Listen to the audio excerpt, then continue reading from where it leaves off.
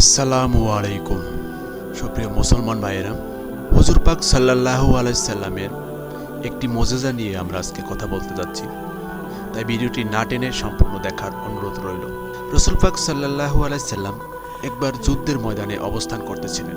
হঠাৎ তার কাছে সংবাদ এলো যুদ্ধের ময়দানে পানি শেষ হয়ে গিয়েছে।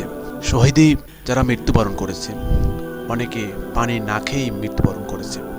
এরকম একটি সংবাদ রাসূল পাক সাল্লাল্লাহু আলাইহি সাল্লাম শোনার পর তিনি একটু ঘাবড়ে গেলেন। কোথায় পানি পাওয়া যায় আলী রাদিয়াল্লাহু আনহুকে খুঁজতে বললেন। আলী রাদিয়াল্লাহু আনহু খুঁজলেন এবং সাথে ছিলেন অন্য এক ব্যক্তি।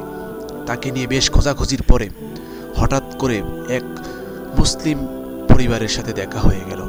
তিনি বললেন, তোমরা কি কোথাও জানো পানির সন্ধান? মুসলিম পরিবারটি বলল, পানি এখান থেকে বেশ অনেকটা দূরে অবস্থান করছে, আপনাকে সেখানে যেতে সময় লাগবে একদিনেরও বেশি।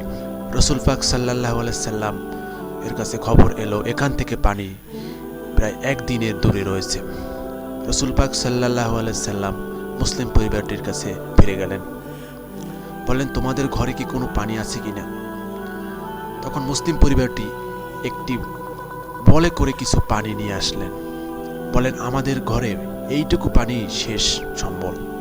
পানিটুকু রাসূল পাক সাল্লাল্লাহু আলাইহি সাল্লাম হাতে নিলেন, এক চুমুকে পানি মুখে নিলেন এবং কুলি করে বলের ভিতরে আবার পানি দিলেন।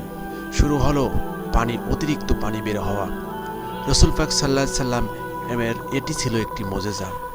রাসূল পাক সাল্লাল্লাহু আলাইহি সাল্লাম কিছু হাত দিলে অথবা কিছুতে কিছু রাখলে এটি বরকতপূর্ণময় জীবন ছিল, এটি বরকতে ভরে যেত।